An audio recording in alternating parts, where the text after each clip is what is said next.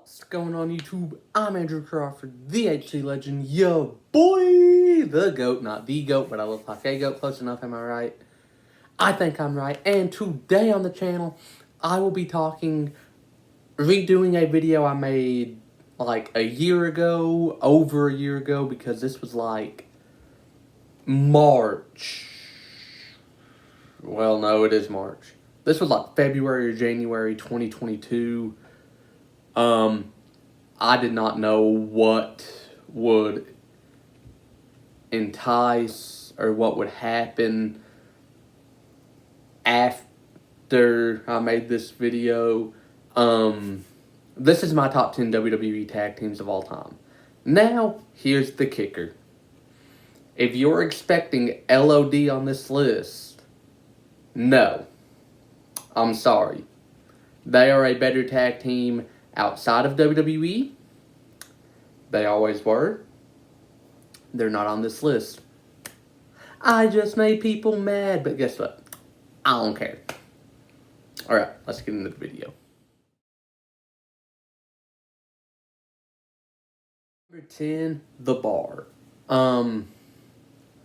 When you think about the storyline of how this tag team came to be, I really loved it. It was comedy. It wasn't funny like... It didn't... It's a funny way that they built this tag team. Sheamus and Cesaro had a best-of-7 series. It was tied 3-3. The last match was a draw, so Mick Foley said, you know what? Y'all get a tag title match, because the winner of the series was going to get a title match. So he's like, you know what? You both win. You both get a tag title match. You're a tag team now. Didn't get along, you know. It was like, I hate this. Why are we teammates? Then it became, all right, we get along. We're bros. 5 tag team title reigns in, end of 2016.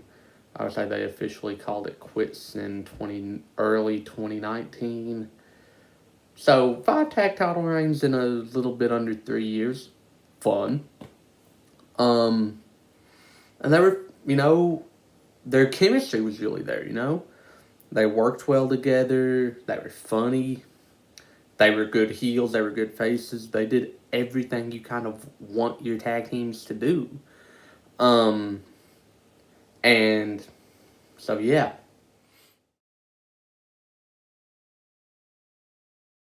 Before I get into number 9, disclaimer.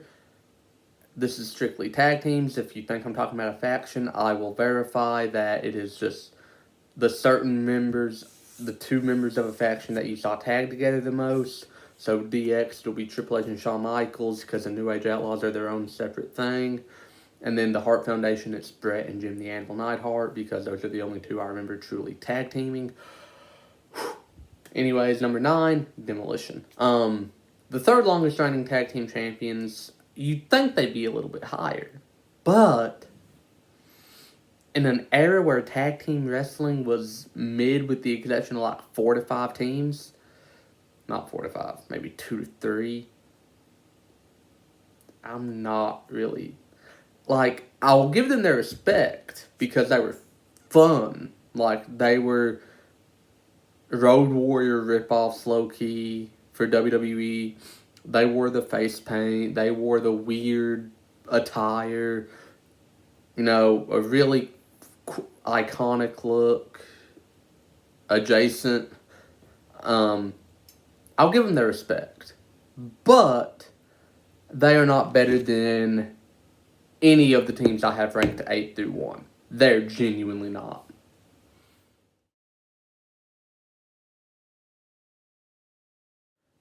Number 8, and this is where that catalyst before I talked about my number 9 comes into play for the first time. DX. The Game Triple H, the Heartbreak Kid Shawn Michaels, DGeneration X. Achievement-wise, you could honestly say they're worse than Demolition. But for being iconic, you gotta say they're better. They're funny. They were awesome in the ring together. They had a sick tag team finisher with the sweet chin music into the pedigree.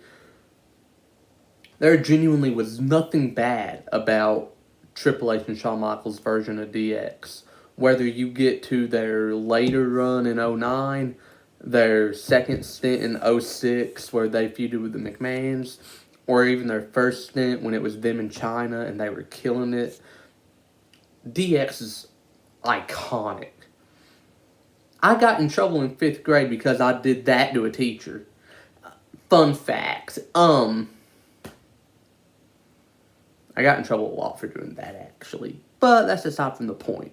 You know, DX was iconic. They were funny. They were purely just one of the best tag teams to ever do it. In terms of in-ring wise. But even though it's a scripted sport, accolades play a huge part in wrestling. Which is why they're not higher. Personal bias, I want to put them at the top of the thing. Just, they're the best. Actually, personal bias, I want to put the Hardys at the top. But also my personal bias supports my number one. So, I have a lot of favorite tag teams. Like, I have 5 favorite tag teams that I genuinely love. But DX, number 8.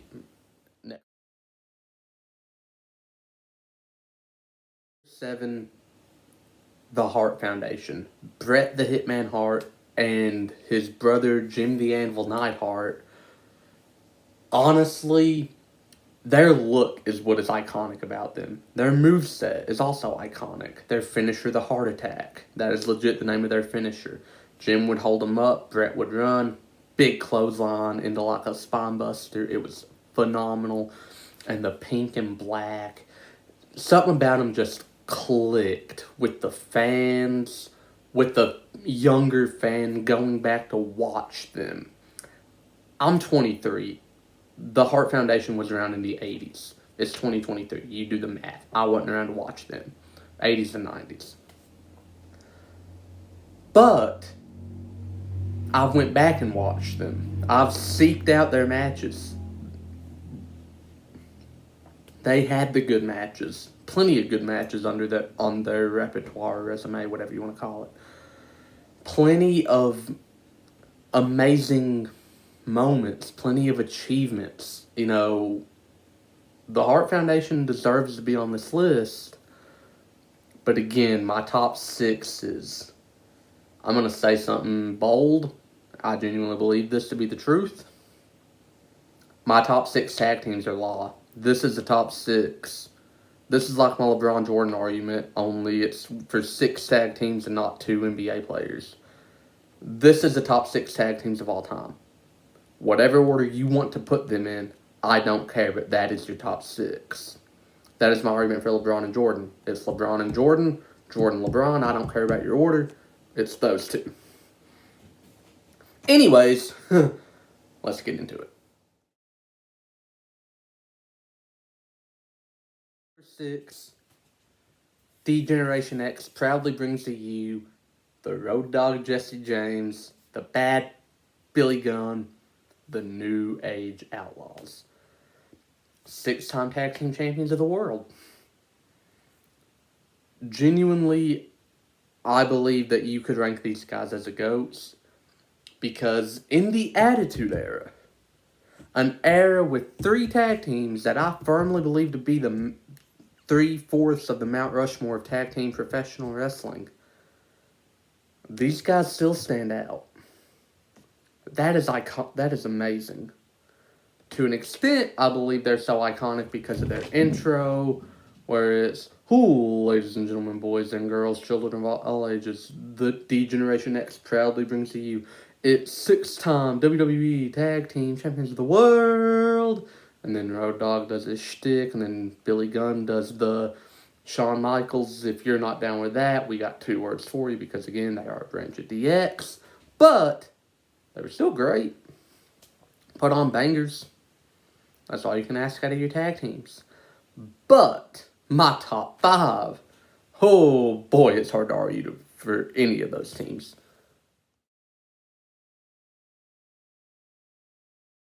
5. The second longest reigning tag team champions of all time, the New Day. And for all of you old heads that are mad that I put them above Demolition, DX, the Heart Foundation, and the New Age Outlaws, I'm going to tell you to do what DX would tell you to do. Because this is my list. And not only is it a list, I had the stats to back this up. Kofi Kingston is now the individual with the most tag team championships of all time. The New Day, all three of them were starting to flounder until they got together. And then, lo and behold, the New Day became the longest reigning tag team champions of all time until a certain number one tag team on this list broke it. They became multiple time tag team champions, I think like 5 or 6. And they do what Sheamus and Drew McIntyre like to do. They put on banger after banger. The match where they first won the tag titles at WrestleMania 31 was Cesaro, Tyson Kidd, and I can't remember who else was in that match because I just remember that Kidd and Cesaro were that was a fun match. Their entire reign was filled with great matches. The ladder match with the Usos and the Lucha Dragons where Kalisto hit the Salida del Sol off the ladder, phenomenal match.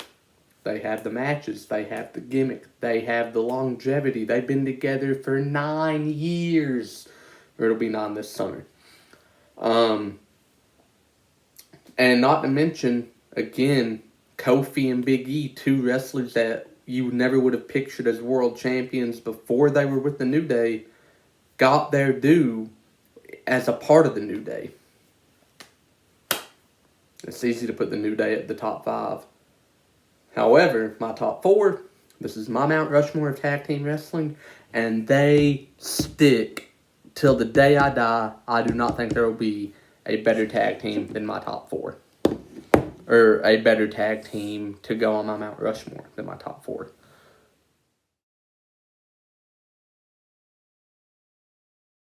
Number 4, and these next 3 entrants might as well just be like a saga because you can copy and paste what I say about one tag team for the next. Edge and Christian. There's the bias. There's the real bias. Anyone that knows my Edge fandom is probably saying, there's the bias. It's not bias. Like I said, the Attitude Era. A stacked tag division. No Mercy, 1999, tag team ladder match, first time ever, the Hardy Boys versus Edge and Christian in a banger. Fast forward to WrestleMania, triangle ladder match, the Hardys, Edge and Christian, the Dudleys, banger. TLC 2, the first ever TLC match at SummerSlam, same 3 teams, banger. TLC 2, banger. TLC 3 featuring Chris Jericho and Chris Benoit. Banger. Edge and Christian had it. They were 1/3 of the TLC 6. Without the C, Edge and Christian were the chairs. That was their shtick. They used chairs. They came up with the Concerto double team finisher. Without them, it's only tables and ladders, and that's not as fun.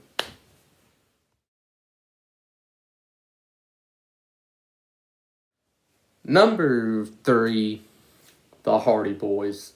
Jeff and Matt Hardy, 2 brothers born out of Cameron, North Carolina. Small town, boondock, middle of nowhere, North Carolina. Just iconic. I walk up to a random person on the streets that might not have never watched pro wrestling in their lives. Hey, do you know the WWE Tag Team Hardys? They're probably going to say yes. That is how iconic they are. Granted, in the real world, they're probably iconic for another reason. But that's aside from, well, it's not that. It's a lot worse things. But they're great. They were the L. They were the ladders. They were the high-flying, young guns that were coming in, and they were going to make a name for themselves by doing this crazy, outlandish, daredevil stuff that you've never seen before. Jeff's little set 2 ladders up and jump off one over the other onto his opponent. The tag team frog splash leg drop combo. Everything the Hardys did, risking their necks for the sake of entertaining fans. I genuinely don't think you can put many teams above the Hardys, if any. But the 2 that I put above, got some solid reasons. Number 2, the Dudleys. The tables in the TLC, the Trinity is complete, if you will, have won more tag team titles, counting WWE and every other company they've been in, counting that, more times together than any other tag team has ever. Like Kofi's won the most tag titles, but he's had a lot of different partners. Edge has the second most, a lot of different partners. The Dudleys, it's been them too. Bubba Ray and Devon through thick and thin. And they've put on barn burners, Their finisher is the most protected tag finisher of all time. It's iconic with their character, The little tag team headbutt maneuver they do where before they do the wada. That, no, I'm not basing this list off of because this tag team is iconic. But if I was, I'd probably argue that the Dudleys are just as iconic as DX. I said it, and I'm not taking it back. I believe it. 10 total tag titles together. Banger after banger as a tag team, For a long time, if you would have asked me, this is my number 1. But then something happened in 2022 that we're going to talk about real quick. Number 1. The 6-time tag team champions, the longest reigning tag team champions, the longevity of being a tag team for the past 13 years in the WWE, and twin brothers, the Usos. This set of Samoan twins might belong to the Anoa'i family, might belong to the greatest family in wrestling history aside from the McMahons, probably the most important family aside from the McMahons, but they more than made a name for themselves. And yes, this business is in their blood, but something tells me that if they were still twins, but from not the family, if they were not from the Anoa'i family, but they were still twins with this passion for wrestling, and they still wanted to be wrestlers, and they'd made it to the WWE, something tells me they still would have gotten the push that they got. Maybe not the longest reigning tag title reign, because that does kind of go in part with the Bloodline storyline going on, but they did it. What they've done is start off on the roster kind of floundering in 2010, up until I'm going to say 2012, they were floundering in the tag division, just kind of there. They finally got their shot, and they got it big. They won the tag titles from the New Age Outlaws. They had great matches with the Wyatt family, all this. They've won 6 tag titles. They have done enough to where, unless you are strictly an old head, and even then you got to admit they're up there, they deserve to be mentioned as in the GOAT debate for the tag team wrestling spectrum overall. And I say this because it's true. After the Attitude Era, tag team wrestling was an afterthought. Vince McMahon did not care about tag team wrestling. The Usos and the New Day, that feud was still great in an era where tag team wrestling was an afterthought. If you put that feud in an era where tag team wrestling mattered, you put that feud in the Attitude Era, it's probably the greatest tag team feud of all time. I said what I said. I'm not taking that back either. But yeah, number one, it's the Usos. Because everyone else is the twos. They the ones. And that's the video. Did you like it? Did you love it? Did you hate it? Do you disagree with my list? Would you rearrange my list? Let me know in the comments below. Don't forget to like, share, subscribe. Send this to your mom, dad, aunt, uncle, grandma, grandpa. I don't care who you send it to. Send it around. Get this thing going. Get it viral. Get me monetized. Make me money off this stuff. Please, just share the video. Don't forget to like, share, and subscribe. I'm Andrew Crawford, and unlike John Cena, I can see you, and I will see you very soon.